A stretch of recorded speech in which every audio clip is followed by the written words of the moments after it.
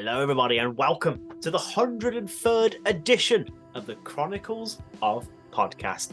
And these right here are the Chronicles of Kyle Blaqk. It is I, the bearded Brummy Jamie, and joining me, as always, is this handsome fella right here.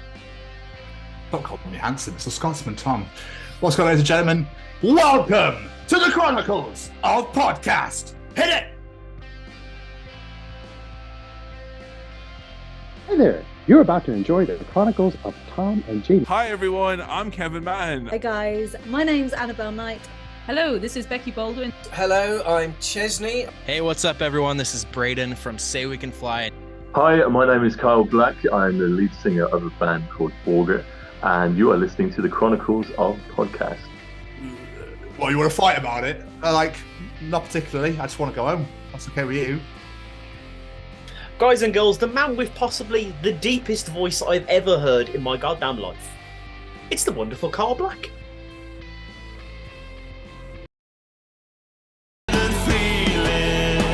How could you ignore something so rare before it began? This week, we are joined by Kyle Blaqk. Kyle Blaqk is the frontman and driving force behind dark rock band Auger.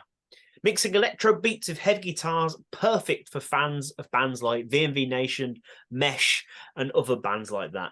Make sure you go and check out their latest single, Before It Began, right now. Right now. On top of that as well, Kyle is also the marketing and development manager for our good friends here at the Sophie Lancaster Foundation. And this conversation is absolutely amazing. Yeah, it's really great. Carl, thank you so much for taking the time to come and chat to us. It really meant a lot, obviously, being ambassadors for such a wonderful charity that you obviously work for, and talk all about your amazing band, Auger, which I hope people go and check out, like Jamie said, now. But maybe listen to the interview first, and then go check them out afterwards, if that's okay, Carl. Let them listen to you talk first, so they can learn all about you and go, actually, that sounds wonderful. But yeah, this is another great conversation. As always, like every week, we just like to just smash them straight out the fucking park, boys. Jamie! Yes, sir. Do you, yes, you. Do you have any final words at all? Just a big old massive thank you to Kyle for taking the time out to sit and talk to us. This conversation is fascinating, learning about his two different aspects of his life. It's absolutely amazing. You guys are very much going to enjoy this one. Absolutely. Ladies and gentlemen, here we go. Ladies and gentlemen, interviewing this week, the frontman of Auger, it's Kyle Blaqk. So if you're like, it's definitely Auger, they go, Auger, yeah? Like, no, Auger. Yeah. Auger, yeah. That's exactly what happens. The more I try and say, oh, it's Auger, like, oh, yeah, Auger, yes. Like, Auger. I'm like, nine. Nicht gut, nicht gut. Nicht gut, yeah. Well, my German is so bad. I have German on, I think, 3 songs, and I'm still not sure to this day whether it's correct, but no one's pulled me up on it. So maybe they're either being really polite or it's correct, and I think it's probably the first one. I did try and learn German for a little while. I can read it pretty well. I'm just not very confident with speaking it. Yeah, well, I mean, when you've got all those Zs and those weird squiggly B things with a big line down the end, you're just like, yes, that'll do, I guess. Yeah, madness. That's something like your Google translating lyrics.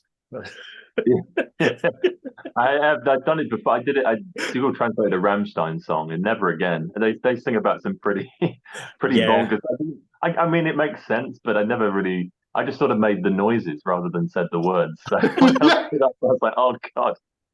That's what we all do. Everyone does that. It's funny that if someone who speaks German, if you try and sing Rammstein to them, they just piss themselves laughing. It's like you're literally just making sounds, and it's like, but how? Like I'm doing the exact same thing that they're doing, but no, it's terrible.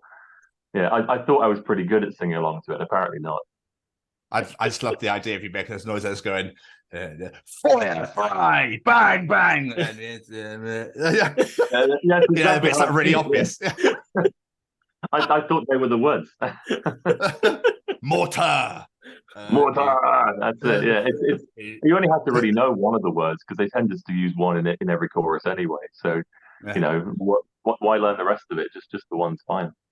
Yeah, but Sonna will always be an absolute banger. Sorry, we're going to massive Rammstein, but I absolutely love that. It never gets boring, that song, ever. It can never get old.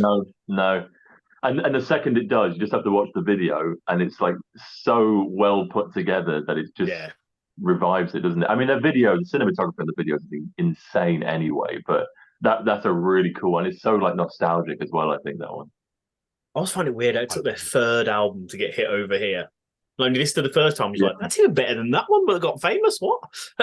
Yeah, it's mad, isn't it? My stepdad was into them pretty much from day one, but he reads lots of obscure German magazines. But he did say that they would be big at some point. So this band is going to be massive, but I don't think anyone predicted quite how big they would be. And I think it's bizarre that they are, because there's so many other bands that are German singing bands that do a really good job as well, that are like minute in comparison. Not even that they're doing all right, but not as good as Rammstein. Like, literally, they're almost unknown in comparison to them, and they're so good. There's one called Ostenfront. There's Icebreaker, who is slightly bigger than them. But if anyone likes Rammstein, you'd love those ones as well. But they kind of bumble in that kind of German scene, which is so big and so well attended, but doesn't exist anywhere outside of Germany. It's really odd. There can be like superstars in Germany that they all know, but we have no idea who they are. It's odd. It's weird. It's weird how the music industry works. It is, yeah. But as long as it's working, that's all bad. I think we probably should get this actually started, shouldn't we? Instead of just talking about Rammstein. You can rely on me to waffle, so I'll shut up and let you do what you need to do. We like waffle here.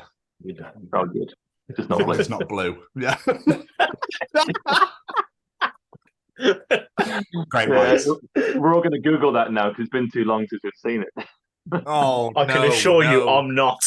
No way. No, thank you. All good. All good. Wasn't it something to do with the "I'm feeling lucky" button? There used to be a second button on Google, didn't there? And if you typed it in and pressed that was how you got it. I remember that being a thing. Anyway, I'll shut up. Very good.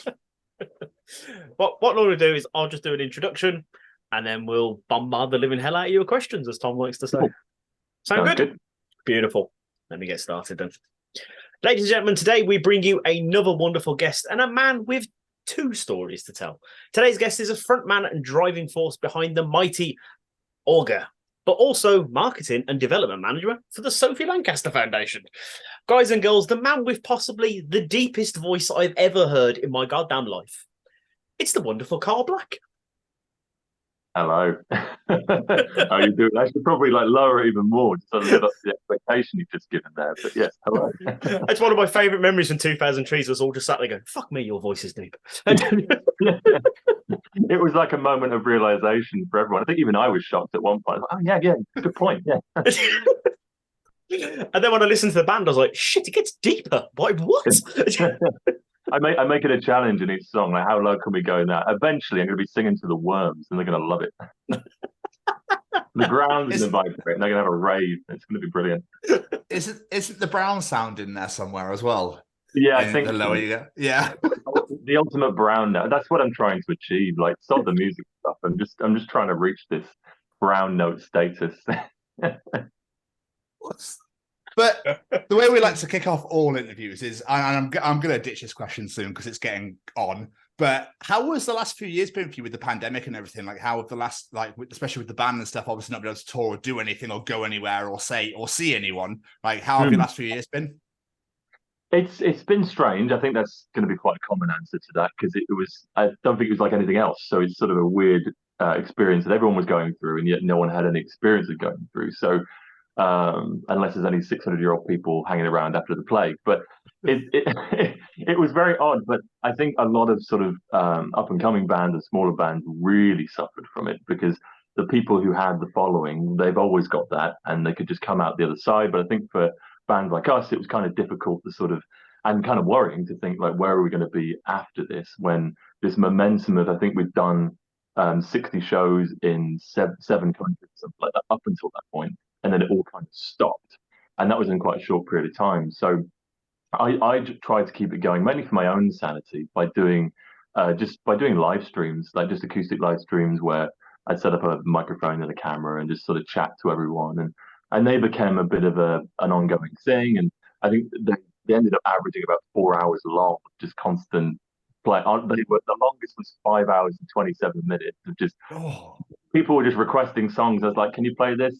Probably not, but I'll Google the lyrics and we'll see what we can do. And it became a bit of a community thing, and I think that if I hadn't done that, then I don't know if I'd been able to come out the other side, in a at the very least exactly where we left off. But I think I possibly was lucky enough to sort of be in a position where we're ever so slightly further on, or that the people that we had connected with up until that point have had some really good memories, and they still bring it up at shows and say, "Oh, I've discovered you on the live streams, and thank you for that." And I think because it became quite a nice sort of hub for people to get together and to catch up with their friends, because often the comments would go on for ages while I was singing, and people just catching up with each other and seeing how they're all getting on. So yeah, I think that was, at least we had something, and I think it brought out a lot of creativity amongst other bands as well, especially the small ones, again trying to sort of keep that momentum going, which is so important.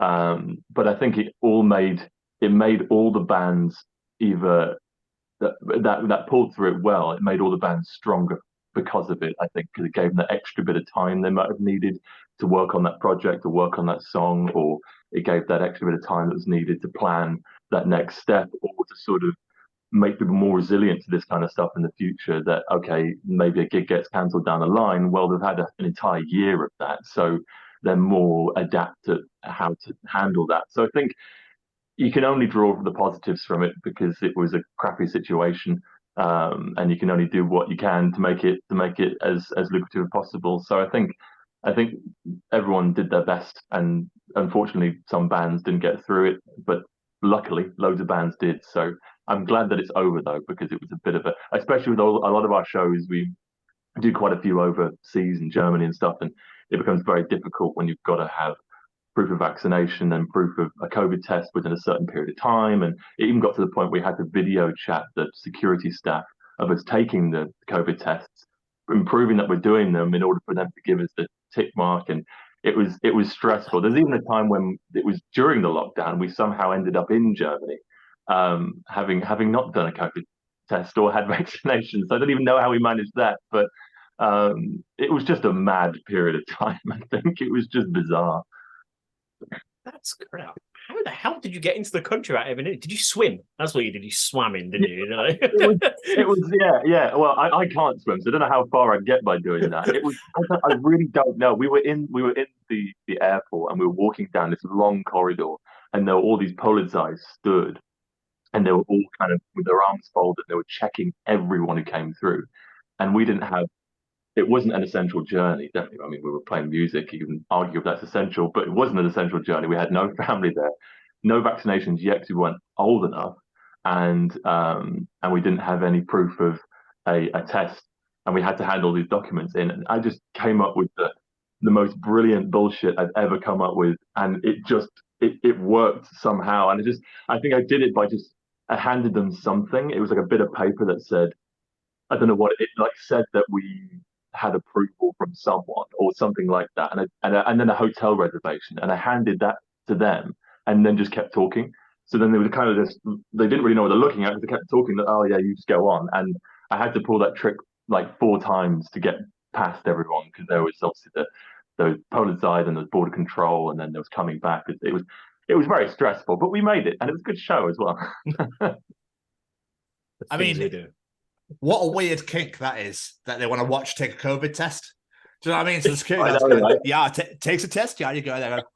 Oh yeah, right up the nose. Yeah, you get that. Try not to sneeze or gag. Yeah, it was very odd. It was really, really weird. And but I had to do it as well. Flying over to America, like after the COVID restrictions were lifted, they still required you to do it. I think it's just because people were kind of taking them, and if they came back positive, or they'd have swapped it out with another one that they had because there was no real way of checking it. So I get why they do it, but to have a video meeting like with the guy with a suit on, like watching me do it, and I'm like, I kind of didn't want to do them properly anyway because the back of the throat thing I can't stand. So I was like, don't make me do this. It was a weird time, and I swear they filmed it. Oh, 100%. Probably. Yeah, they're watching that later on. What do they do for the results? They just have like awkward conversation for half an hour while you're waiting. Like what? Yes, that's exactly what they do. Yeah, but I think they for about 5 minutes they wait, and then they put you in like a holding thing whilst they do everyone else, and then they come back but in that time you could just swap it anyway. Yeah. So I don't really understand. I'm sure it's one of those sort of things where they thought of the idea and then they didn't really think about anything else after that. They thought, oh, it'll do. It has some holes in it, but it'll be fine. Which sums up a lot of the pandemic, I think. Oh yeah. Wow, yeah. It's a crazy time. Absolutely. Crazy time. But a question I like to ask all of our guests, so take us back to when you were a young wee lad, as we like to say. What do you originally aspire to be when you grow up? What were the dreams of young Master Kyle? Young Master Kyle. That's one of the things is totally unrelated, but I loved it when posts used to come through. And I think before a certain age, you're not Mister, you're Master. That's so much cooler than being Mister. But anyway, I think like a lot of kids, I was sort of endlessly aspirational. Like I just wanted to be everything and all at the same time. Like I wanted to be a rally driver. I wanted to be an astronaut because, I mean, who didn't want to go to space?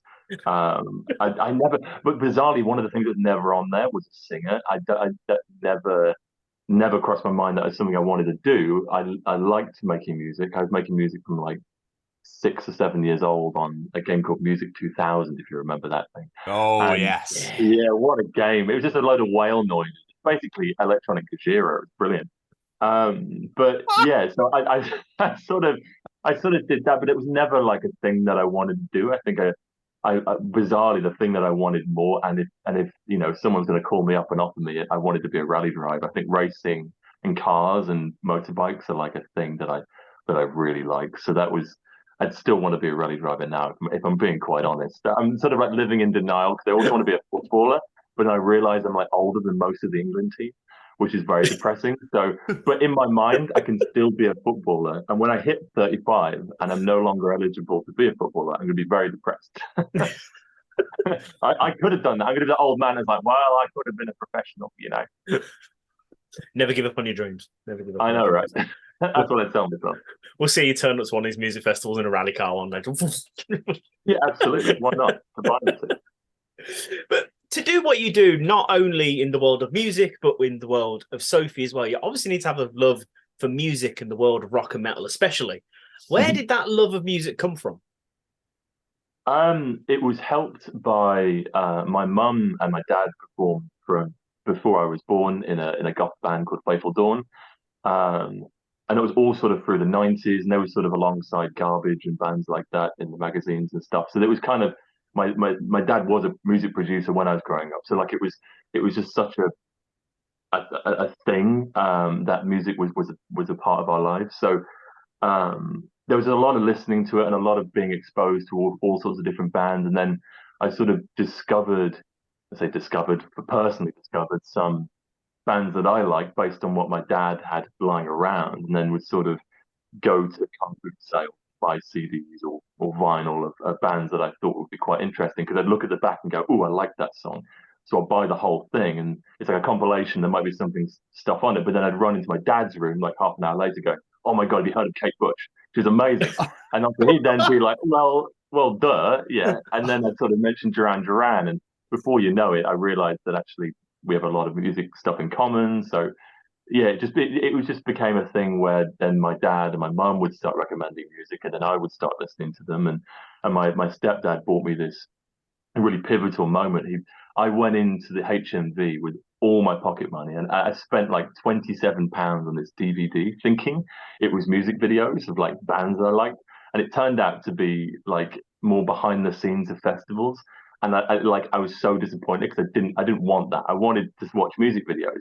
And my stepdad took it back and returned it for a DVD called World Shut Your Mouth. And it's basically just, I think it's like 20 odd songs and all their music videos for it. But it's just an absolute banger of a playlist. Everything from Propaganda to The Mission to The Cure, and it just had all these amazing songs. I think that was like the defining moment of everything that I like musically, because it was such a wide spread of different genres, and even had some like Guns N' Roses on it, which kind of got me into more of the rocky stuff. And yeah, and then I had Ozzy Osbourne on it as well, which was like a big influence of mine growing up. So yeah, it's sort of that sort of like really spearheaded my love for that kind of music, and already being in quite a musical family as well.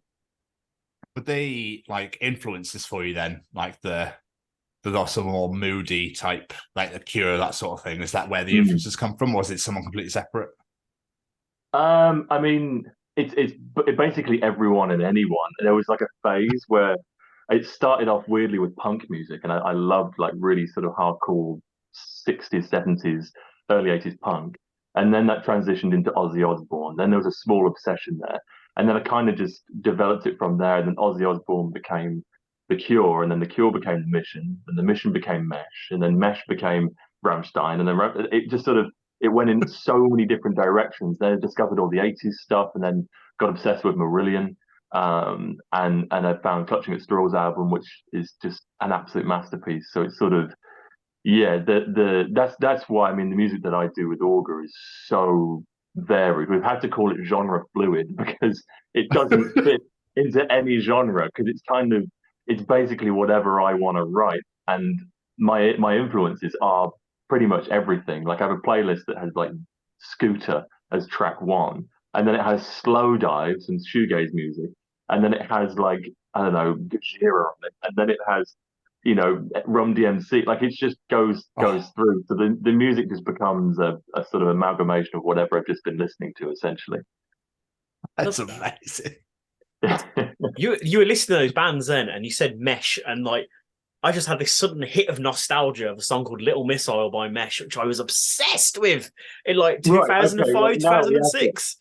You know who Mesh are, because that is impressive. Like, because this is one of it blows my mind every time. So when I was growing up, I obviously had these CDs. I had Iron Maiden, I had Ozzy Osbourne, and I had Mesh.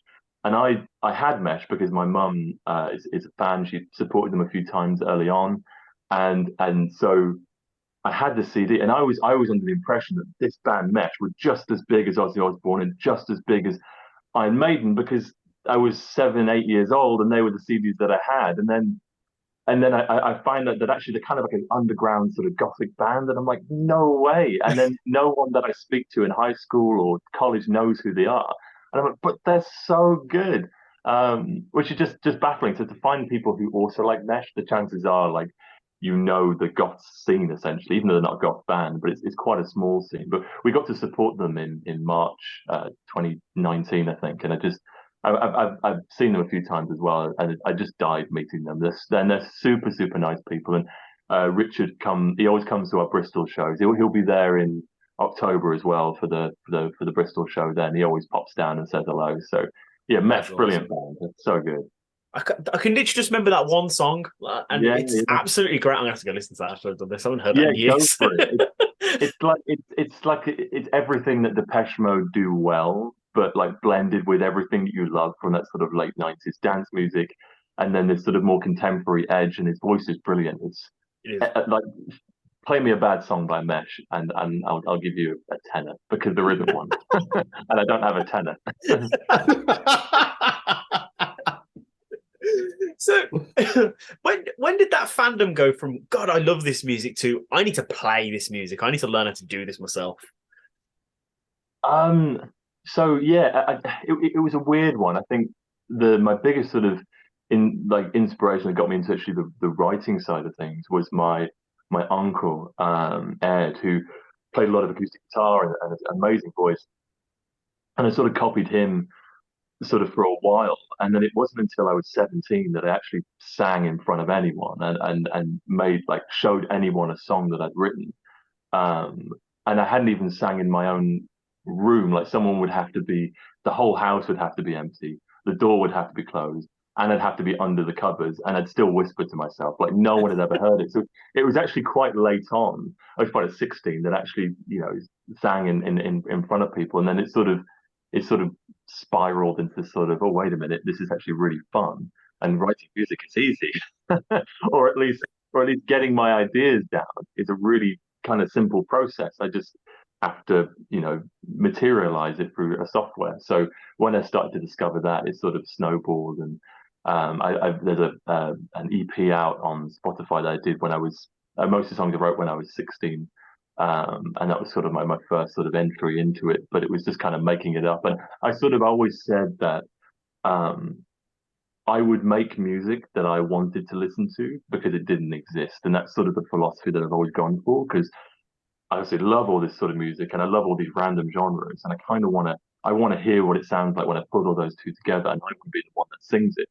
So then I end up making music that I like to listen to, which sounds very egotistical that I like to listen to my own music, but that's why I write it. So it's always very bizarre when other people sort of pick up on it and quite enjoy it. And hopefully, because I've got such a broad music taste, it's a good one, and that would be why people like it. I don't know. It's a theory. Are you totally self-taught singing? Yeah, and I had some guitar lessons as well. First when I was, I think, 8 years old, 7 years old, with a guy called Nigel Murgatroyd, which is just the coolest name ever. I mean, he sounds like a transformer. Murgatroyd. I mean, what is that? So that was like in primary school. So I had a couple of lessons, and then again with a guy called Justin when I was for about a couple of years. But outside of that, everything from the production to drums, guitar, bass, piano, singing, it's all sort of self-taught, or rather made up on the spot. I'm just bullshitting essentially, and it's working so far, but don't tell anyone that I can't actually play. That's amazing though. Fair play. You've managed to teach yourself all these things. But what was the original plan? You said was it singing that you originally wanted to do, and the rest just sort of came out of necessity to make this music, or did you want to I want to try lessons? I mean, with Auger, it was actually a joke.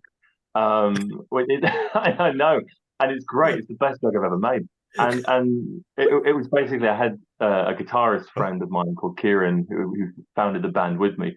We were in this theatrical metal band, and we were mixing the demos that we'd recorded in the studio, because we didn't like the mixing that the studio had done. So it's like, I can mix it, it's fine. No idea what I'm doing. So I'm kind of just twisting knobs and doing it. And then I discovered that he's a fan of Fields of the Nephilim and Sisters of Mercy. But I'd already known him for a couple of years. I was like, if you know who Sisters of Mercy are, you are a friend of mine. So we ended up talking, and I told him about the goth scene, because my mum obviously was incorporated into it. And I showed him this band called Blutangle, and I played him a couple of tracks. And we thought, you know what, we could probably write this. So we did, and we wrote, essentially, it's not prepared by mesh, and then mixed with like a Blutangle kind of vocal. And we wrote this song called My Guardian, and it became this like full-length song. We did it quite quickly, and I sent it off to my stepdad, who's been managing bands for years, and he said, this is actually quite good. And it's like, do you have another one? So we're like, yeah, we can write another one. So we just ended up just writing song after song, and then before we know it, he's like, do you have a name for this project? So I me being me, I sort of search up like what's industrial. Like mining is industrial, so I went on a mining glossary, A to Z. And literally the first thing at the top was Auger, because it begins with A. So I was like, that'll do. That sounds kind of German. So I sent that over to him. And the next thing I know, we have a tour. And he's like, oh, yeah, I just got you all these shows. And I'm like, okay, so I guess we have to like play these now. And then that's literally how it started. So it was sort of an accident, but quite a good accident. And it just sort of, I think we had a first album. We started writing it essentially in June. We did our first show in July, and by the end of July, we had the album finished, and it came out in September. So it was like very much a very, very quick thing. Apparently, I worked pretty fast, which is good. Fucking hell. Yeah, you couldn't make it up, could you? It's like the most successful practical joke ever. I know, right? Yeah, normally my jokes go down like a lead balloon, so I was pleased with that one. The only thing is now I have to listen back to the first album, and I'm there making this weird Chris Pole Blutangle voice that is not my voice. and I'm sort of going like making all these weird noises. And I'm like, oh God, what was I thinking? And that exists now forever online. So I mean, I guess the joke is on me eventually, but it got us a few bookings. Did not develop from that though? Obviously, Yeah. because obviously you only get better, don't you? The more you do, the better you get. Yeah, absolutely. And from that point, we had a great foundation to sort of start off. Okay, we've got a band now, and we can sort of start to really work in our influences and write. Oh, we were always writing music we wanted to listen to. We still loved it, but I was able to drop this kind of voice and sing like I wanted to sing. And then, yeah, we ended up sort of starting to enjoy the writing process even more. And that's why, I mean, from 2018, 2019, and 2020, we had an album every single year. So we were just pumping out songs because we just loved doing it. And when you have a good idea and you love that idea, it tends to happen pretty quickly. So yeah, we started to sort of write more, and we've been quite prolific ever since. So yeah. Lyrics wise, then, are they, because you were smashing out an album like on the year by year, you know, you're just pumping out because you're enjoying it. Are the lyrics quite personal to you, or are they more like story based? So the first album was story based because we had this idea, this whole mining thing. As much as it was a joke, it had a bit of substance to it, and it was like a conceptual album where the awakening is what it's called, and it's like the awakening of this beast called the Wendigo, and it's about all these miners who are deep in the mine, and this Wendigo comes out and starts eating everyone. It's like this whole sort of concept. It's pretty cool, and so that all the stories were like this sort of head miner called August, and how his wife had went missing, and it was like all these attacks going on in his mind, and he had to shut it down. So the whole album is like a progression through that story. So yeah, writing that one was quite. It was a nice flow to it because we knew what was happening next in the story, so we're able to kind of string it together. But then from that, a lot of the vocals that I do and the Zali, they're actually sort of freestyle. They're sort of, in order for me to write lyrics, I have to have a melody. I can't do it without a melody 9 times out of 10. So I sort of write the music and then I sort of press record and I literally just hold the microphone. This one is the crappy little microphone. I hold it and I just sort of freestyle a melody so that I can write lyrics to it. But then what ends up happening is I start actually just come up with the words. So, you know, for My Guardian, for example, the whole chorus was kind of just written on the fly. And it was only a couple of words that were changed here and there. So it's almost like subconsciously I know what I want to write and it sort of comes out. Or I will come up with a line that I quite like freestyle and I'll base the song around that line and almost like put my own experiences to it. But a lot of them, after that first album, a lot of them are very personal sort of anecdotes or personal experiences. And I try and keep them relatively sort of positive, or when they're not so positive, more optimistic. So even if they are like sad lyrics, they've got a sort of sense of optimism to them and sort of have this feel good factor to them as well. And there's a couple of songs. There's a song called When We're Apart that's about a family member who's quite ill. So there's a couple of songs in there that are like very meaningful, and then some other songs that like someone tells me a story of a personal experience, and I would try and embody that into a song because it inspires me to do so. So someone that I'd met at the show told me about how they'd lost both their parents, and it was quite early on, and they'd had to sort of raise their younger sister and all this sort of stuff. And it was such like a hard hitting story, and they were so positive, and I couldn't believe it. And I was like, how can you have this such a wonderful, optimistic and positive attitude, like given all this crap you've been through? I mean, I would be destroyed after that from such a young age. So moments like that inspire, like I'll come up with a little line that kind of sums that up. And then the song sort of breeds from that. So I like to sort of take on people's experiences because it's nice to sort of include people and to, you know, it's they might never know it's their story, but it's nice to know that you can associate a story to it. And I think if you write, I always say, like, if you need to, when you perform something, you have to be passionate about it. I mean, it's obvious, but the more passionate about it, the better it comes across. So if you're writing meaningful lyrics and writing songs that you believe in and that are personal, well, then you can deliver them with more genuine passion, and therefore people feed back from that. So even if it isn't about their situation, they empathize and they find meaning within it to apply it to their situation. So it becomes this kind of toing and froing thing between the audience. That's beautiful. I love that. 'Cause like you said, music is very much up to your own interpretation. Obviously, this is what the artist meant, but it doesn't mean that that's the same way it makes you feel. So that's beautiful. Absolutely. And we've had quite a few stories of people coming up and saying, I mean, really, really hard-hitting stuff. One person had went through a divorce and was, thinking about, they're contemplating their place on Earth and thinking, like, are they really welcome amongst everyone?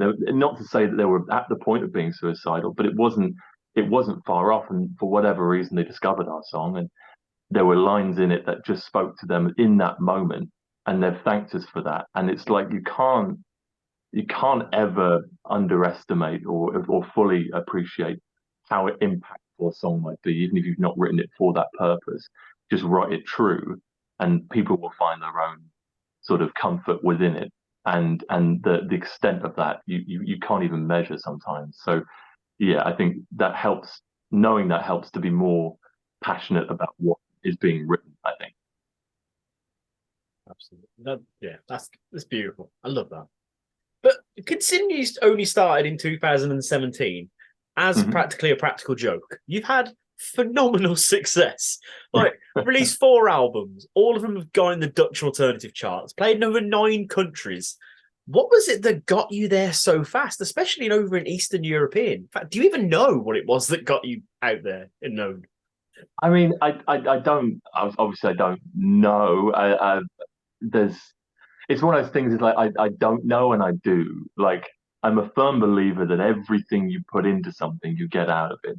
And if you're honest with yourself and you have put everything into it, you will reap the rewards from it. So with that sort of mindset, every single show I go into with the mindset, like, how can I blow everyone away, and how can I, not that it's a competition, but if I am supporting a band, how can I match their level, or how can I one up them?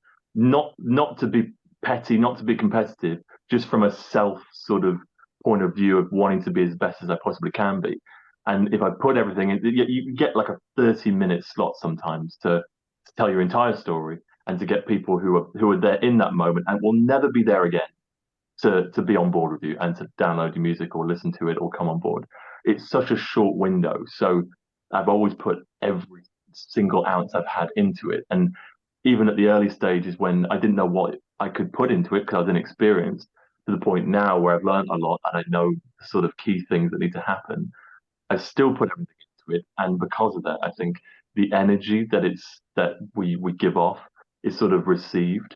And then by receiving it gives us more energy, and it becomes this kind of big euphoric thing. And yeah, it's just a lot of sort of hard work on that regard. But then also I can't deny the fact that Stephen, like my stepdad who manages us, is just an absolute just godsend, because he has been doing this for 40 odd years, and we're basically one of only 2 bands. The other band is Novus, which is my mum's band that he manages. So, but he puts so much energy into us, and he has so many good contacts. And I mean, you can get all the best shows in the world. You can get the headline slots wherever. It doesn't mean you'll pull fans. It just means you got there.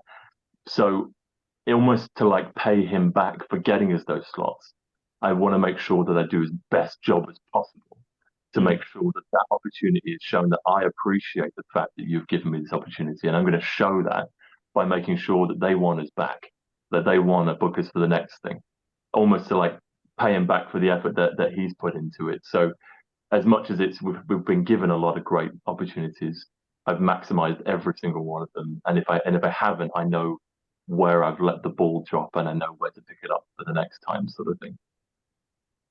Is absolutely amazing. Like, that is so incredible. And I can imagine that the feeling of people singing back to you must be unreal as well, alongside the fact that obviously people resonate with your songs and stuff, however they resonate with them, like saving people's lives and that sort of thing. Obviously not through your own. Yeah, I'm just gone, I've just said, you know what I mean?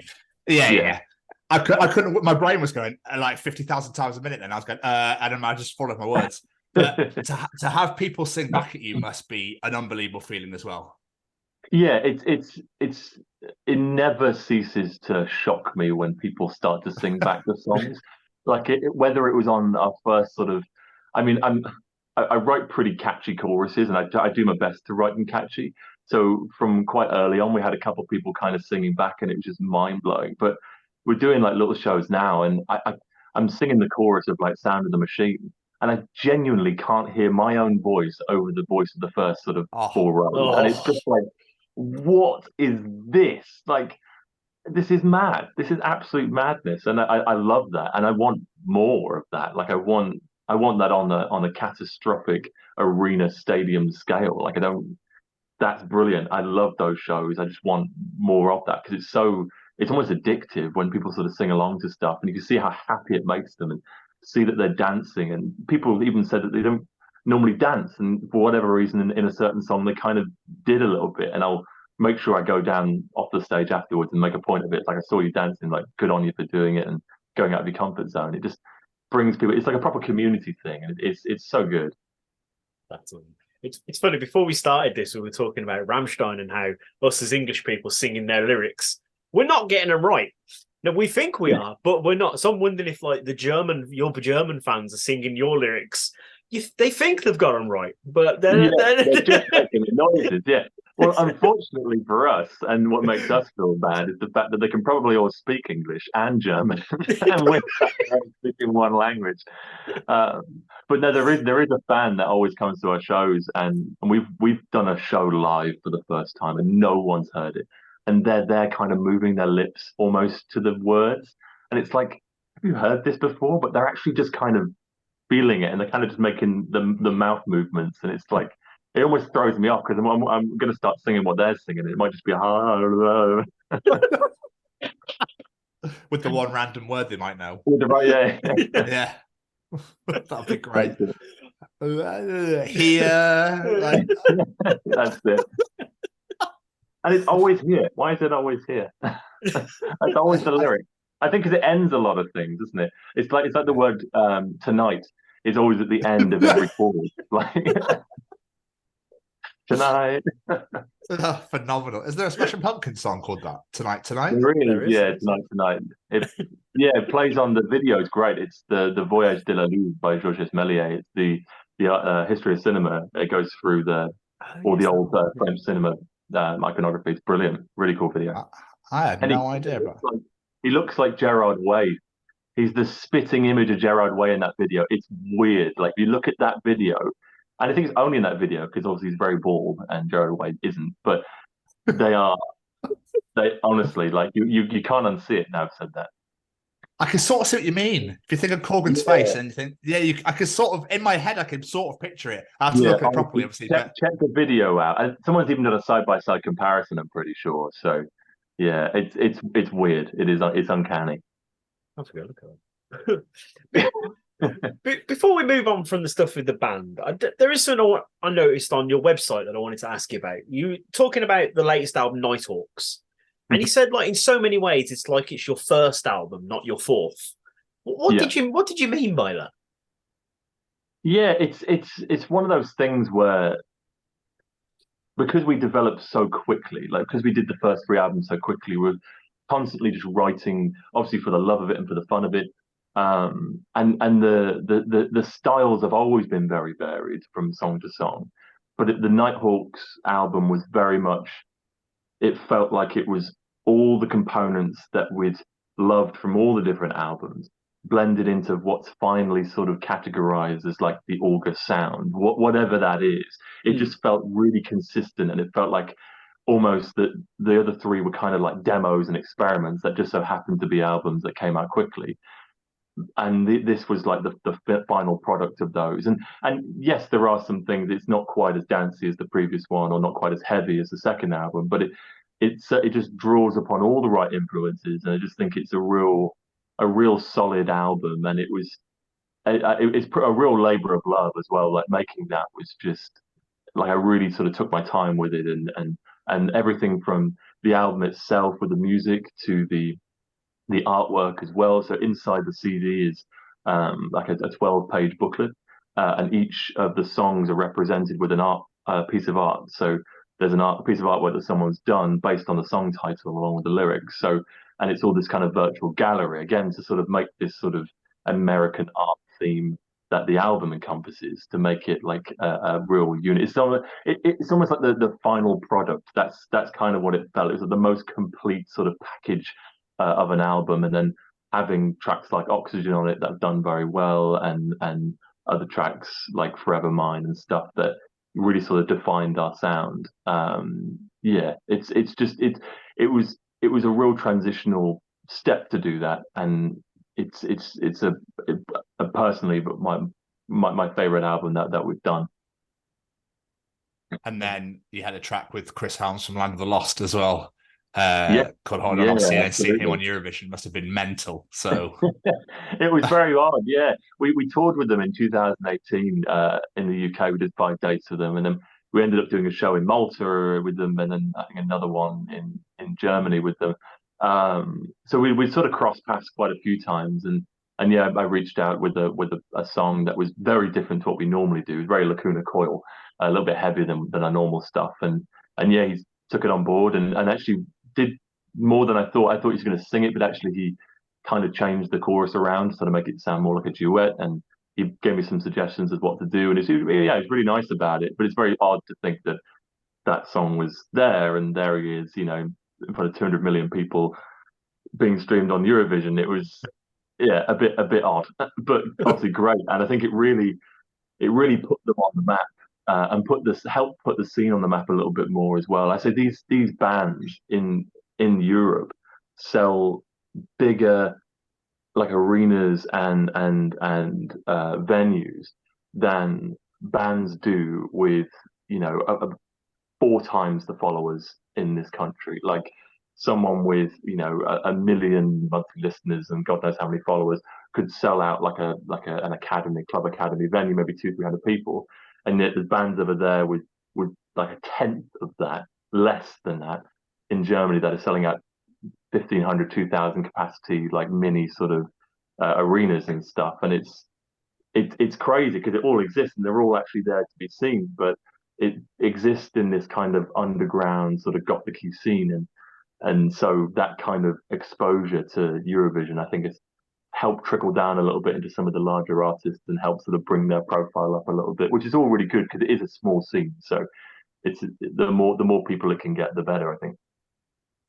Oh, absolutely. I mean, I went to see. I mean, I don't know why. I went to watch Puddle of Mud in 2016, and the support band. Well, he's off his tits on drugs. Who just sang the same lyric over and over again. But anyway, the support act was a band called Unzucht, who are from Germany. Yeah, we would play with them. Phenomenal. Absolutely Incredible, love those guys.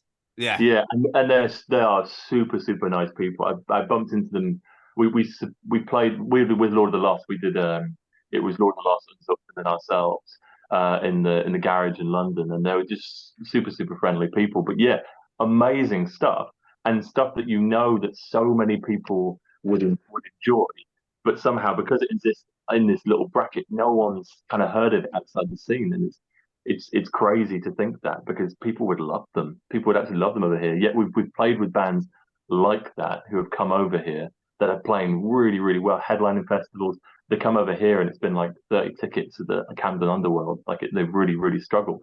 It's like two different worlds. It's crazy. you reckon the British are quite? I don't want to sound like a prick, but like are quite snobby with their sort of music. Like it's either British or American, and then they're not interested if it's somewhere else. I think there's a whole debate about this, but I think with the UK crowd, it's a great crowd, and there's a lot of people out there.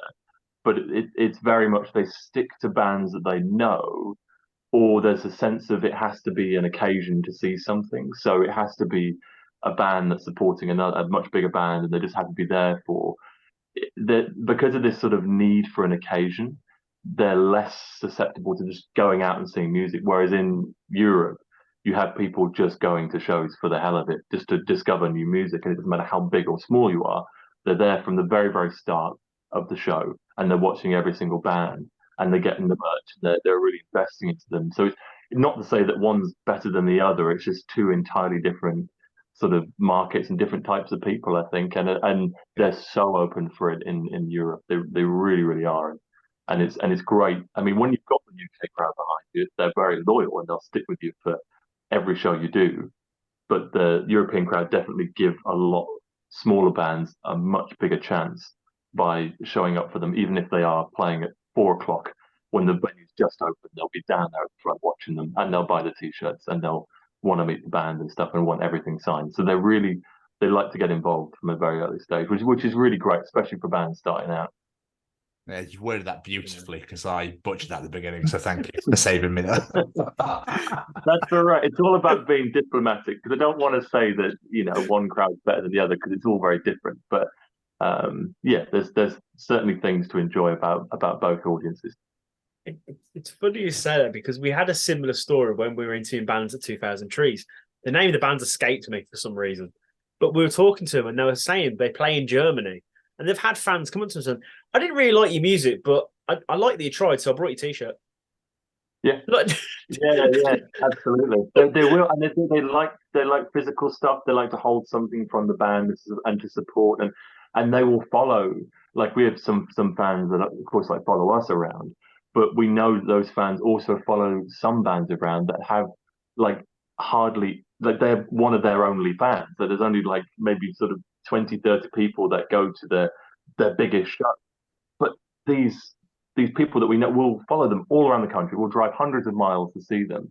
And so there's that sort of level of, there's no pretentiousness over the fact that, oh, they don't have 100,000 followers on Instagram, so they can't be a big deal, or they must be crap. They don't care what their follower numbers are or how many people are showing up. They're there because they like it, and they don't need an occasion to be there or to enjoy it. They're there because they want to be. Yeah, that was as everything unfolds, Jay. But going back to Auger, I just want to say "City Never Sleeps" is my favorite song. The opening song on that album, I absolutely love it. So glad you like it. Just you know, no, there's not at all. I always like to. There's always one. Yeah. I'm glad you picked up on, because that's a song I think that I put it first because I knew if it was anywhere else in the album, it wouldn't get listened to. So by putting it first forces people to listen to it, because I think it's a real visual song, and it's just big, and I love it. It's so much fun live as well. Yeah, I can imagine. But talking of live, you've just announced a tour. Yes. Minutes ago. Literally like an hour before this, I think it was. I was like, oh shit, I've got that as a poster. I'll do it now.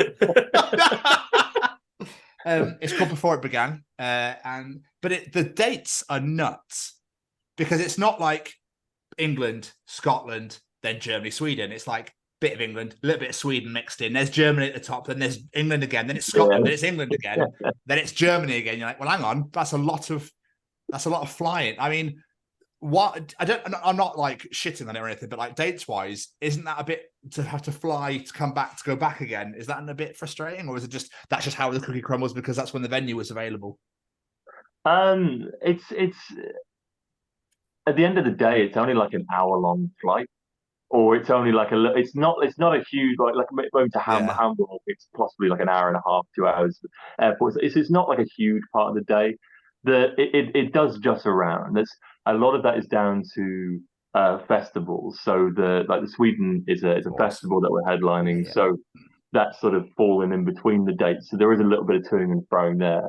But I mean, nothing makes you feel like a rock star than getting on a plane every 5 minutes. So, but yeah, it is just how it happens, and we tend to do sort of festivals amongst, and then like a group of sort of, there'll be like 4 or 5 dates that are literally all in a row, and they're the ones with Solar Fake. I think they're sort of the 19th through to sort of the 22nd of October. So that's like the chunk of it. But the rest of them, I think all of them apart from one, are festivals. So it's just how they fall, whether just like single day festivals in the venue. There's a lot of that in the goth community. There's a lot of like 1-day events where it's like bands from sort of 4 o'clock to the end of it. So there's a couple of those that we're doing in headlining, and then the rest of them just kind of jot about. So it always looks like they sort of dart around a little bit, but I guess it's even more crazy when you consider that I'm obviously going to be working in between all of them as well. So it's sort of like, there's the 9 to 5, and then get on a plane and then do the thing and then come back, and it's all a bit of fun. I'm glad that I'm young. and then I can sleep well on a plane, and that it doesn't affect me too much. Because I think if I was 10 years older, even, I think I'd struggle. I mean, I know the time differences are like an hour and stuff, but it can really fuck you up, because obviously you fly back and Yeah. it's like an hour or two ahead, and you come back and you go back an hour or two, and you're like, well, hang on a second. Like, oh, don't you know when you go to America, it's like, don't sleep until this time because otherwise your body clock will be, you know what I mean?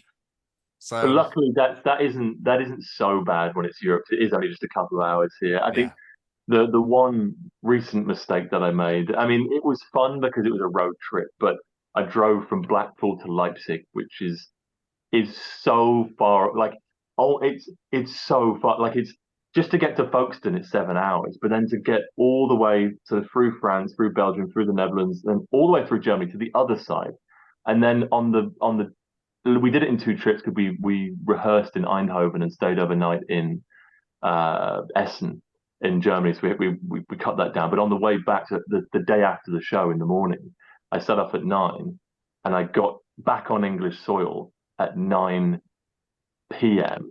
And then no, sorry, at 1 a.m. Sorry, it was 9 p.m. we got to France. So it was 1 a.m. by the time we got to it. Took like a full 16 hours, and then like a further 7 hours of driving just to get back home. So maybe that's a little bit more stupid than the flying thing. I think once you've done that, the flying thing's fine. yeah, I bet it was gorgeous traveling through Europe though. Oh yeah, it's great fun. I mean, and the Autobahn in Germany as well, so it's a little bit of chance to see what the top speed of your car is in a very safe environment. And yeah, some great roads on there, and I love driving anyway, so I can't really. All that practice for that rally driving feature of yours. That's always. Absolutely, yeah. That's Unfortunately, there's no off-road sections, but I guess we had drummers at the back, so that wouldn't have been quite as fun. So let's you mentioned it. Let's talk about the day job, shall we? Before we talk about what you do with the foundation, now, how did you first hear about the foundation and their work? I heard about it very, very early on in its conception because my stepdad, who I mentioned, he put on the first ever fundraiser in London at Electra Works that had the whole foundation down there. I think Sylvia was down there as well, and all the early members of it. So that was like the first big fundraiser, high profile one in London that was put on, and also all the events in Whitby, the one at the Raw nightclub and the Metropole as well, were all run by Stephen. So we were aware of it very, very soon. I think I had a wristband in like 2008 in high school. So it's always been a big part. And then when we started Auger as well, it was our first sort of few shows were fundraisers as well, as it happens for the foundation. And because we've done Whitby quite a few times, and then we've done a couple of shows in York that were fundraisers, and I've actually met the people who put us on for those shows since then as part of the job, which has been quite nice to sort of see them again and almost be like, oh, I saw you 4 years ago when we played this. But it's sort of been a very important part of us for a while, and my brother is more or less the same age as how old Sophie would have been. So. And very much sort of emo. He was sort of very much into that. So it was very important, and it resonated very, very much with our family, really, because we were all sort of alternative and gothic and stuff. So yeah, it was important, and yeah, I had quite a lot of trouble at school as well. So it was sort of extra playing on my mind when it happened. So it was nice to know that there was something out there that was being done about it, as far as I was aware. So, what made you want to get involved? Well, I sort of always tried to be involved, I guess, with the shows. It was just as if by chance, I just saw the post on the page, and actually I'd left my job in 2021 to do music full time. And I made that very clear when I went for the interview, and I said, look, I'm applying for this because I want to support the charity. I don't necessarily need the job. I'm quite happy being self-employed and sort of doing my own thing, but I want to help if I can. And I've got some, skills that could be used to really sort of advance things further. And my famous waffling and convincingness apparently worked, because I got a call saying you haven't got the job, but we've sort of made one for you based on your skill set. So yeah, it was a good call to receive, and we've worked something out, and it's been great ever since. I think we've already made a bit of an impact, and hopefully that will just get more and more big, and it will grow, and we can really sort of do what I can to sort of leave my stamp on it, really sort of just really just drive it forward and try and maximize it and get it to be as sustainable and get as much reach out of it as possible and really sort of spread that message. For those unaware, what exactly is your job in the foundation? So by title, it's the Marketing and Development Manager. Honestly speaking, I think because it's been festival season, aside from sort of doing some bits with the marketing, like whether it's the social media or whether it's working with the website or contacting people regarding events, as well as some development planning, the most part of it so far has been working the festivals because it's festival season. There's so much to do. I can't believe that Dina had done this or more or less on her own for a while, and obviously with maybe just a couple of members' help because it's a huge undertaking. So I'm glad to have been able to be helped with that. But my actual role hasn't. I've not done much of it because of the festival season. So that's the great thing about now that's sort of we've done that. We've done a good job with it. Is that now moving forward up until the autumn and Christmas, there'll be a lot more focus on doing that sort of aspect of it, which is, I guess, sort of raising the profile of the foundation, and also just trying to develop it so that the systems are in place and everything works a lot more fluidly to make people in the office's lives easier to do their jobs, just to sort of get it to be as efficient as possible so that the money we raise can go into the right places easier and we can raise more money so we can do more of that. So it's sort of this kind of a snowball effect that I want to try and build up with the foundation and really try and grow it. So marketing and development it kind of encompasses that among a lot of other stuff as well. But the be all and end all is basically just to grow foundation as much as possible. And it's so important because obviously yesterday was a 16-year anniversary since Sophie lost her life. Mm-hmm. And the message is still so prevalent now. Like, it's amazing when we talk to people at Bloodstock, even at Trees. And I no doubt you spoke to Download with us when we did that Primordial. It's still happening. Like, people are still being treated that way because of the way they dress, the music they listen to, whatever it might be. And it baffles me that it's still happening. Yeah, it really is. It's a thing that when you get older, I think you become almost more naive to it, and you think, well, surely it doesn't happen anymore because I don't think in the same way that I used to. But you'd be surprised that it's actually never changed. People still have this same sort of preconception towards alternative people and prejudice in general towards anyone who belongs to some sort of subculture or minority group. And it's mad when you go in. We did a workshop, it was sort of part of the role, did a workshop in a school, and we were working with kids, and some of them were a little bit younger, and they were sort of 12, 13 years old, if not younger than that, I think some of them 11. And we do this workshop where we give them cards of different people, and they sort of pick people they want to hang out with and people they don't want to. And the people they were picking they didn't want to hang out to, and the reasons they were giving as justification as to not hang out with them were really horrible and really nasty things, but bizarrely are things that have been the same since, the same things that were said to Sophie and the same things that were said at that time. These kids who weren't even born, who weren't even a tiny figment of imagination at that point, are still coming up with these same, derogatory terms and these same prejudice and being just as intolerant as, and it's just a matter of where does that come from? So it's still very much a thing, and it's still as important as ever to make sure that we tackle those things and that we sort of encourage more positive behavior to sort of let people in. And if you're not going to let people in to form a valid opinion of them, then just don't form an opinion of them. It's actually less work to not say anything than it is to say something hurtful. So it doesn't impress anyone. And I think anyone, when you get to an older age, you look back and you realize that actually I wasn't what a stupid thing to bully someone over.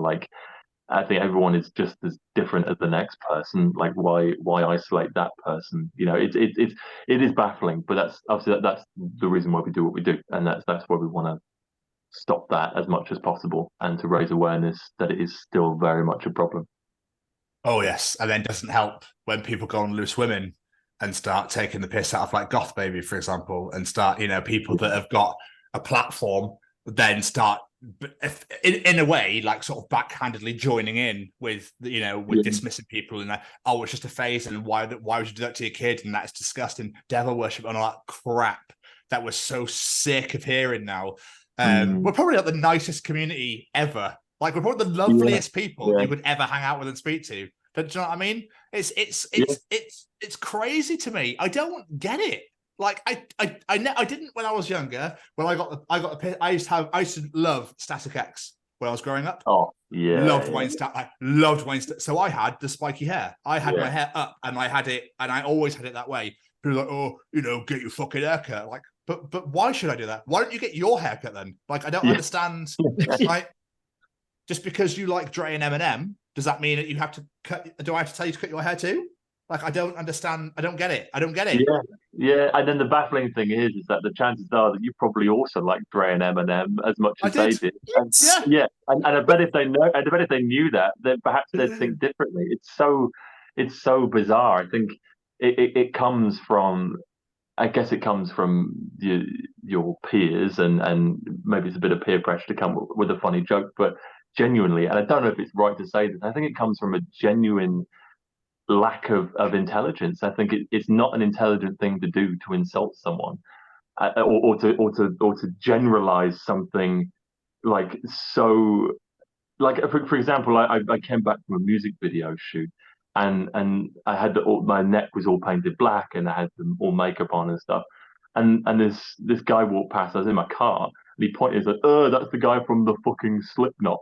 And firstly, that is the funniest thing I've ever heard, because the Slipknot just sounds so weird. But also like it must be so like that's the best they can come up with. So that must be the point where their mind, their intelligence doesn't span any further than I see someone alternative, let's insult them with the only reference I know. Like, it seems like a really unintelligent stab. If they'd said something, you know, a little bit more clever, I might have actually laughed with them. You know, I don't. In freedom of speech, you're allowed to say what you want, but maybe, I don't know. Maybe it comes from a little bit of that. But I mean, you can't blame the younger kids, I guess, because, you know, you can't expect them to have that same intelligence, that same experience. So therefore, it comes from the parents, or it comes from whoever's looking after them, and that's sad. But I don't know. It's just a mess, isn't it? And it's you can only do what you can, and you can only tolerate it to a certain extent as well. So we've just got to work hard to see if we can challenge it or reduce it in any way. Even if it gets reduced by 1%, I mean, 1% of all the people that are getting this is still ginormous amount of people. You know, so you know, we can only do what we can.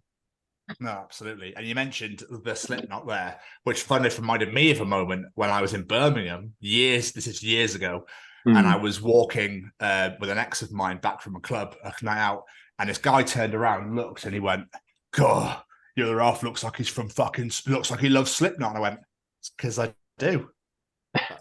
What's your point exactly? They're one of the greatest metal bands probably ever.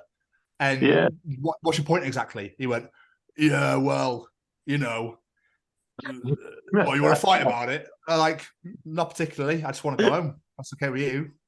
Like, it's like that's why I say it's like an intelligence thing. I think it's almost like caveman mentality, isn't it? Like, because that's exactly what he's resembling at that point. He's like, "Oh, I don't know, just I'll punch her or something." It's just like, wow, no, thank you. I just got this weird thing in my head. People looking through like they come over for the first time to hang out or whatever, and they look through your CD collection or vinyl collection. There, they go, "Oh, Kate Bush, well, great, yeah. Oh, don't mind Blink-182. That's lovely. That's lovely. That is Spice Girls, yeah, cool. Metallica, right? Lovely to meet you. See you later." That's effectively what it's like. Yeah. That's exactly what it's like, though, isn't it? Realistically. Yeah. It's so mad, isn't it? It's no. Like I guess no like intelligent person would do that based off if they knew the information. I think that's the point, is that we can't assume that everyone doesn't have the intelligence, so therefore we can only assume that they don't have the full picture. And if they still make those remarks when they have the full picture, well, that's sad for them, that they are like that they are that going to corner themselves off that much. But we can only assume the best in people and assume that they've just got the wrong end of the stick, and actually they just need to learn a little bit more context. It shouldn't come to that. As I say, if you have no kind words to say, then say nothing more at all. Like that, exactly. It couldn't be more true than that. I don't absolutely, I don't want to punch someone in the face because they love Stormzy. Like, I don't care. So it's weird. It's just, oh, you love them? That's great. Well done. Congratulations. Well done. Here's a biscuit. Like, enjoy your life. Yeah. I'll see you later. A big part of the work of the foundation, is you were talking a moment ago, right, is the music festivals. Mm-hmm. And it really shows the community in this alternative subculture. It's amazing. When was your first festival? Was it this previous download? With the foundation. Yeah. It was the Download Festival. Yeah, that was the first one we did. So it was kind of a baptism by fire, I think, because it was so busy. God Almighty! Like, we opened at 11, and then we closed at midnight, and there wasn't ever not a queue. It was just, there was at least 6 or 7 people waiting to purchase merch or to chat with us or whatever it was. It was absolutely relentless, like and brilliant. I mean, we can't complain at that. It's absolutely fantastic. It goes to show how important Foundation is as an entity, but also as a community as well. I mean, if that didn't show support, then I don't know what ever will. It was an incredible thing, and it was a great festival as well. I mean, lucky with the weather. It was probably a bit too hot, but you can't complain too much. It was just a brilliant festival all around, and I didn't put my tent next to a generator, so that's it's all good. A big win. Yeah, big win. Wouldn't recommend, no. Was it what you expected, though? Obviously, I know it was busy, but was it what you expected? Could you have not prepared for that? I guess it wasn't what I expected, because I expected more people to sort of come over. We'd heard a lot about them and sort of come over and tell us about their stories and about, their experiences. And it's not that they probably didn't want to do that. It's just that we were so busy that they probably felt bad starting that conversation up because there were so many people waiting. But it was because I think the biggest topic was the whole we weren't going to go and then we were going to go fiasco. So I think people just wanted to talk about that and wanted to express how important it was that we were here and that they had done their bit to make sure that we were, by posting or commenting or whatever it was. That was like the topic of conversation that really sold it. So yeah, it was different to what I expected, but I don't think I could have thought expected to be any better than that. It was really good. It was great fun. I had a really good time. Yeah, I can imagine. And it's that what you were saying there about people coming and telling you their stories. Like, that blows my mind. Like, it's happened. Me and Tom don't officially work for the foundation, but we did that event at Primordial. We helped out in the tent last year at Bloodstock. Obviously, we were very busy this year, so we couldn't do as much. But last year we were in there quite a lot. And we had that. People we've never met before in our life, just walking up to us and start telling us their story and how the foundation has helped them and how they've been treated differently. And it's mind-blowing. You sort of don't know where to put yourself, but at the same time, you're like, this person's trusting me. I've never met this person before, and they trust me. And I think it shows how open the whole community is. I think and that openness and that open-mindedness and that attitude is why we as a community don't make those prejudices towards other people. Because when you're open-minded, you don't do that. It's the closed-minded people that make those judgments and take on those actions. But yeah, it almost like emphasizes our point that we are very open, friendly people. And as everyone says in the community, the more extreme the music, the nicer the people are. Like, the heavier you get, the more friendly they become. And it's so true. I mean, everyone's in the same boat, and I think there's an appreciation for individuality at just a huge scale within this community. And I think it's so special, because no other community is as close knit as that. I genuinely don't think there is a community like that. I think there's a lot of great communities out there. I'm not saying that it's the best. I'm just saying that it's so well connected and everyone knows everyone, and yet there's bloody millions of them, and it's brilliant. It's so good. And everyone just seems to get along. Like it blows. A music festivals blows my mind. You can literally just bump into someone and go, "Hey, mate!" Like, "Hey, do I know?" No, but hey, how you doing? Let's have a beer. Like, what? Yeah, You couldn't do it on the street. how much nicer would the world be to live in if we all took that attitude? Eh? Like if we were all metalheads in mindset and we all just said hello to each other and we all just offered to go for a beer or a coffee or whatever it was with some random stranger that we met. I think we'd all get along a lot better, wouldn't you? I think it'd be such a much nicer place to be, and there'd be a lot less conflict and all. It really would. But speaking of going forward, obviously last year the foundation, we had the hate crime survey. I know the results are going to be published to that very soon. But what's the current focus? What we're looking at going forward from now? So there's a big push, obviously with the hate crime survey, and that's going to be a real pivotal moment for us when we sort of publish that. And I think that's going to be really great for especially the authorities or the people higher up to sort of really see that is a problem. And I think hopefully off the back of that, but also simultaneously, there'll be lots of work within schools and doing a lot more workshops, a lot more presentations, but also even just outside of schools, doing just more presence in general. I think the word is to sort of speak to as many individuals, whether it's just a workplace that shows an interest in it, and to try and get it embedded into the system as a thing that you need to do this because it's insightful and it opens your mind to to be much more accepting of everyone.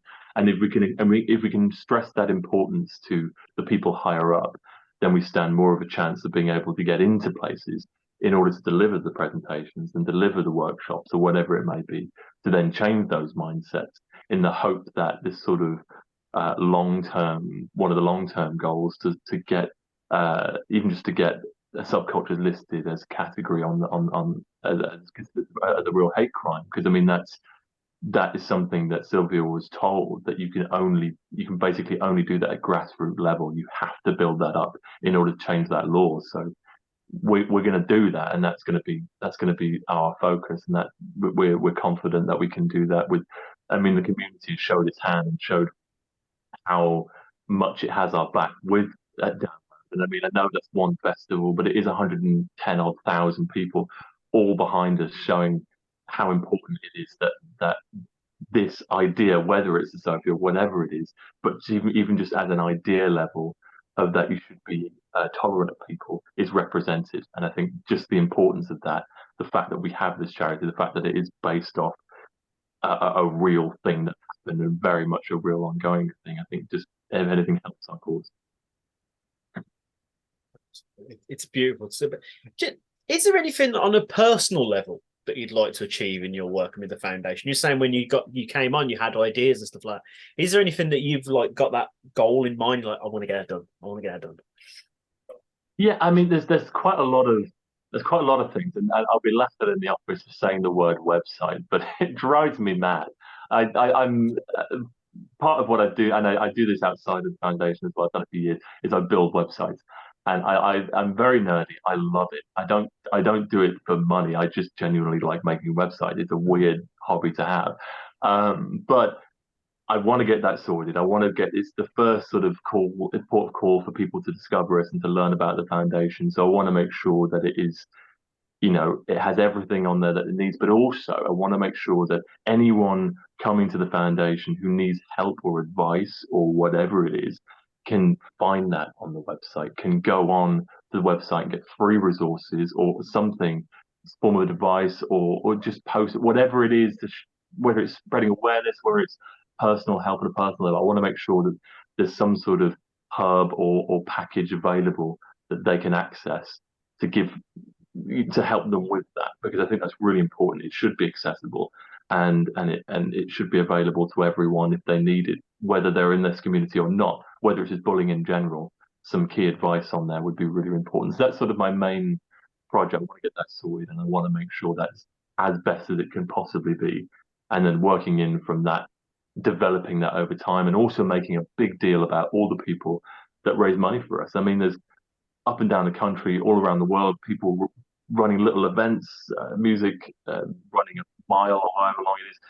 There's so many great things that people are taking their time out to do. There are a lot of effort, and they're raising, whether it's £20 or whether it's 500, it's still so important, the fact that they've even thought about this, let alone of anything they've raised. So I want to make a big deal about people who do that. And I want to make this sort of Hall of Fame thing on the website that shows everyone who raised money for us.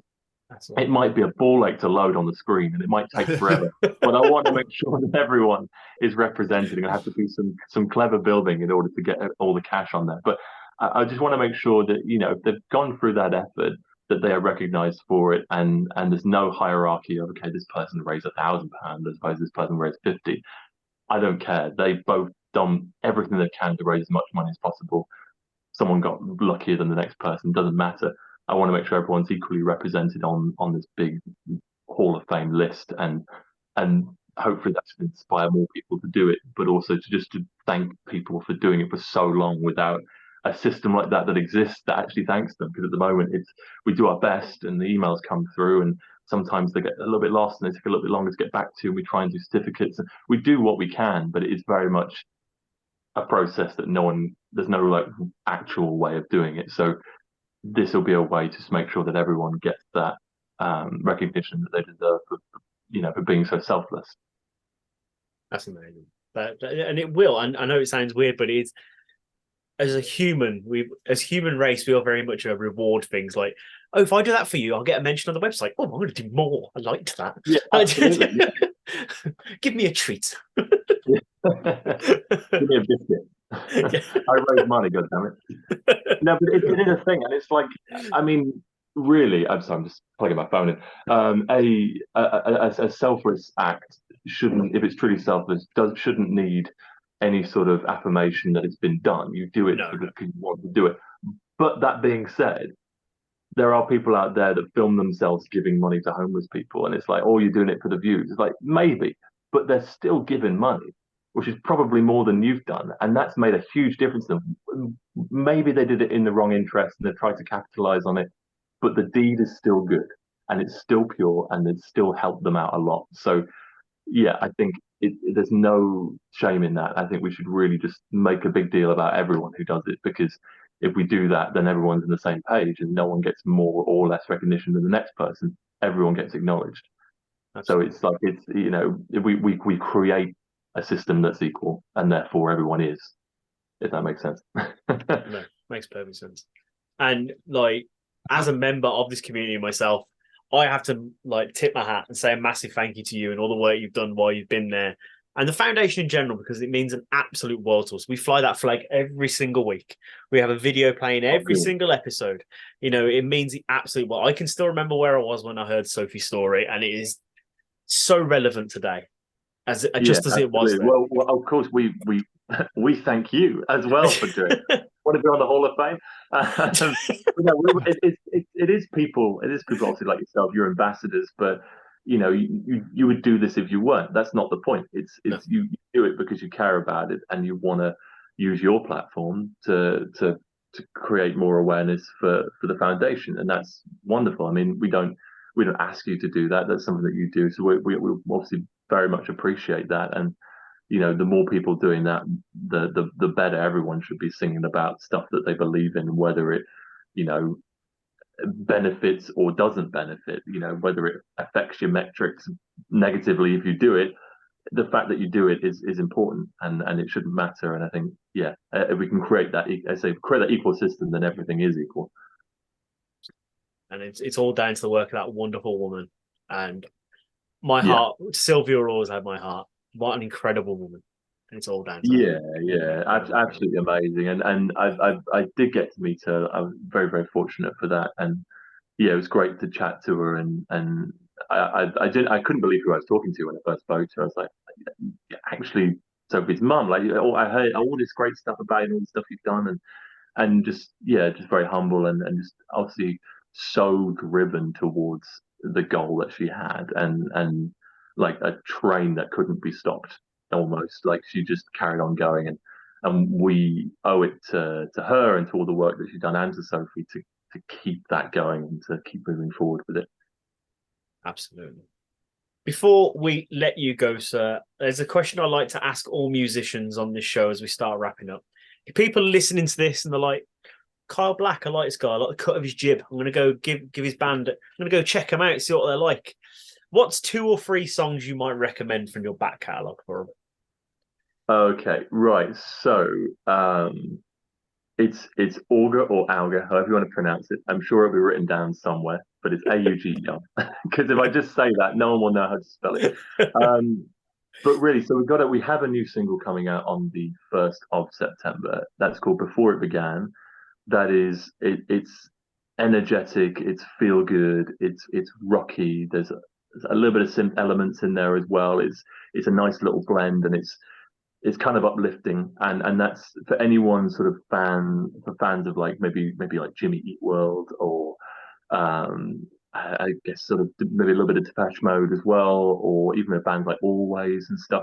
Anyone a fan of that's our go-to, and obviously it's our newest song, so I'm always going to say it's the best because the newest is always the best. But yeah, that's a great one.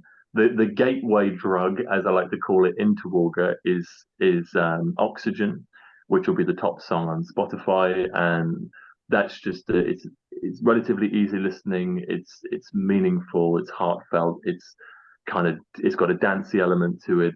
It's loads of electronic synthesizers and basses that you'd expect from dance music, but also has quite a lot of guitar in it as well. And it's just a nice, easy listening song. Super melodic, as all the songs are melodic. They're all very sort of singy.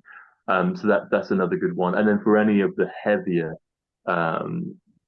inclined people who like the heavier music, probably something like Hit the Lights, which is on the Insurgents album, the 3rd one, and that's drop A sharp tuning for anyone that likes the guitar tuning. So it's a lot heavier than the normal stuff, and it's got a bit of groove to it as well. So it's quite sort of, it's reminiscent. So it's like a modern electronic version of like maybe some early Korn stuff.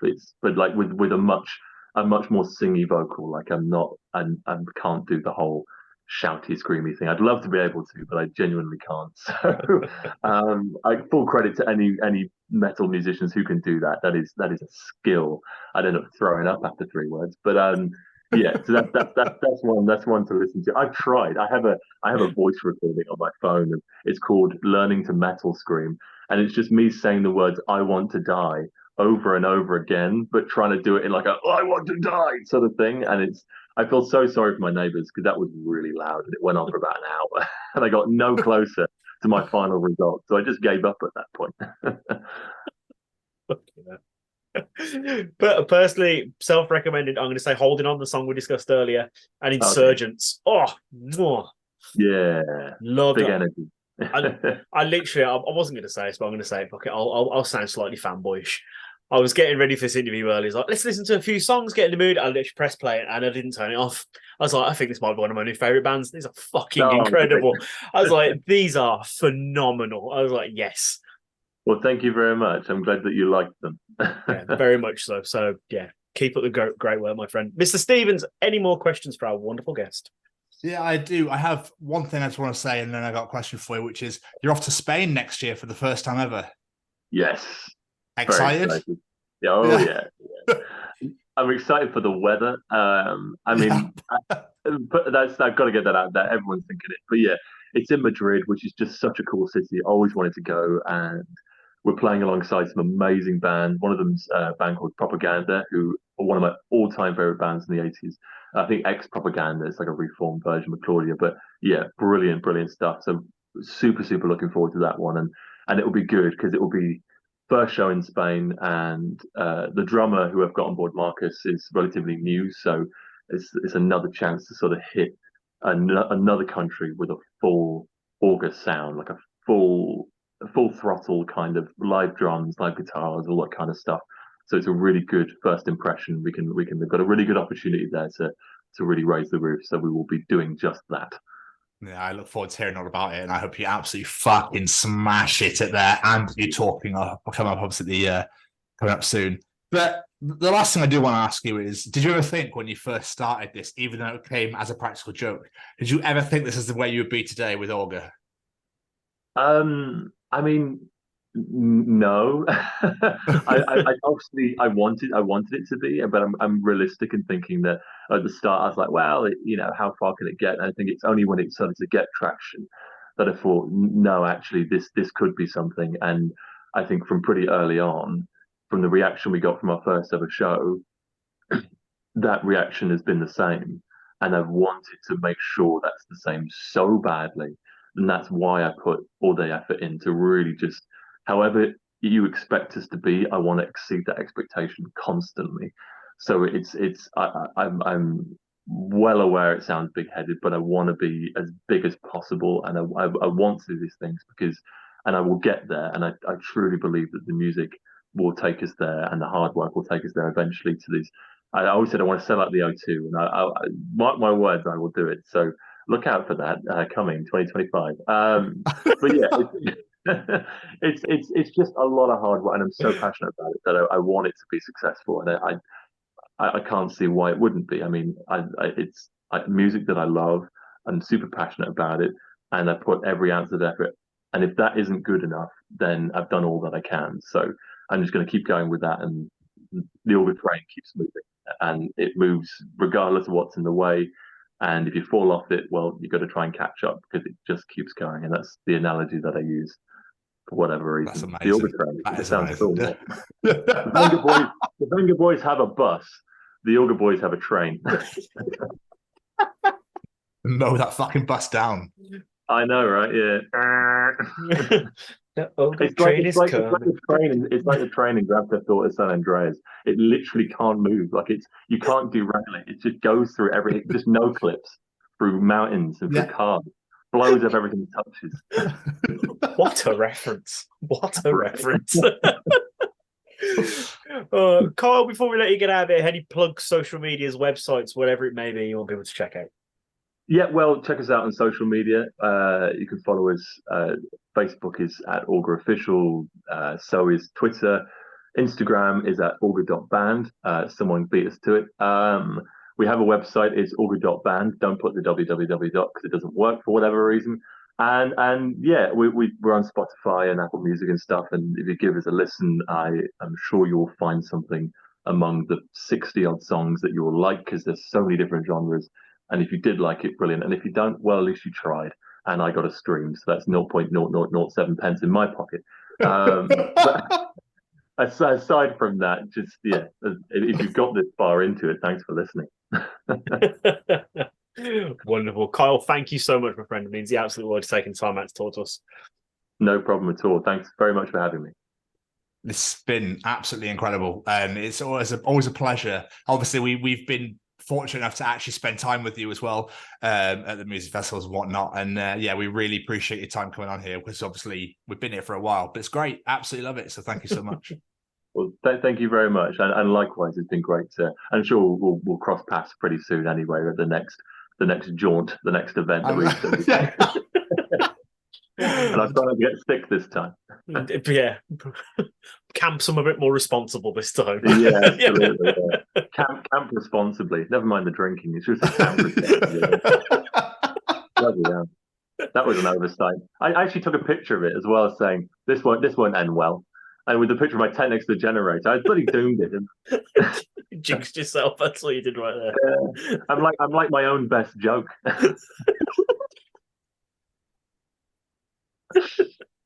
Oh, wonderful. Kyle, it definitely needs to be. Yeah. Again, Kyle, thank you so much, my friend. It means the absolute world. Appreciate it so much. Thanks for having us. It's been good fun. Sorry to keep you for so long. No, don't worry about it. It's absolutely fine. We love that shit. That's what we're here for. So we absolutely love it. No, appreciate your time, man. Thank you. And have an absolutely splendid evening. Yes, you too. You too. Yes. And I'll see you on the other side. I'll awkwardly leave this by pressing the world's smallest leave button. There we are. Oh, I've put effects on. There we go. Right, I'll catch you later. See you later, bro. Take it easy. See you later. Bye-bye. I missed it. What a superb conversation. Like I said at the start, I love it because it's two halves. It's like, here's all about my band. Here's all about this amazing charity I work for. And it's just beautiful. Yeah, we've had the pleasure of working alongside Kyle at the past couple of festivals, 2000 Trees and Bloodstock, and it was just an absolute all-round legend, if I'm really truthful. So yeah, this interview is phenomenal. Obviously, talking all about the foundation, talking about the charity that's very near and dear to all of our hearts. I think it gets quite personal in parts. So we like to throw it all out there for you all to enjoy. So we really hope that you would enjoy listening to it as much as we did recording it.